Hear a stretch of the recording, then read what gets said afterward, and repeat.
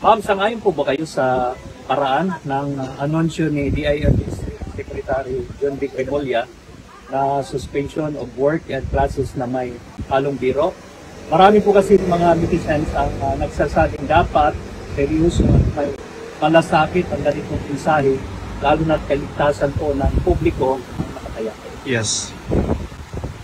Ano ang bigo? Sinasabi niya mga abangers, ganito, in the manner that it was actually put out for the public to actually read, ma'am. Kasi wala kasi akong hindi ko alam, hindi ko nakita, hindi ko nabasa, so mahirap mag-comment. Pero na-verify na ba na hindi siya parody accounts or fake news? Yung official talaga na Facebook page ng DILG, ma'am. Sinasabi niya, for example, there's a class suspension sa different cities. In the manner na sinusulat niya, mga abangers, class suspension po. Official DILG account. And na-verify na ninyo. May blue check kasi, ma'am. Sige, so official DILG account, na-verify ninyo, and nagbibiro. Yes, the manner na Hindi naman na-hack. Well, we don't know that, ma'am. Well, una-una, gusto ko lang malaman kung official DILG account. At pangalawa, hindi siya na-hack. Okay, and hindi din siya fake news. Confirm yan lahat, ha? Tulad lang din yan noong sa Office of the Vice President. Merong Vice President at merong Office of the Vice President.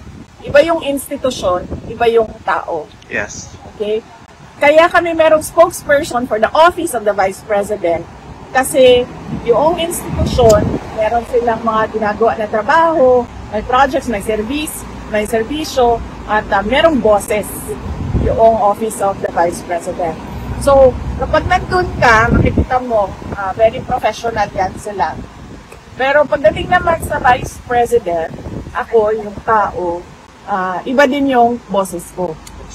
So, kung galing yan sa DILG official account, na sinasabi ninyo, confirmed naman na DILG official account, and they have to be professional. Correct. Hindi ko sinasabing hindi pwede maging professional ang pero the person can express, has the freedom of expression. An institution does not have the freedom of expression.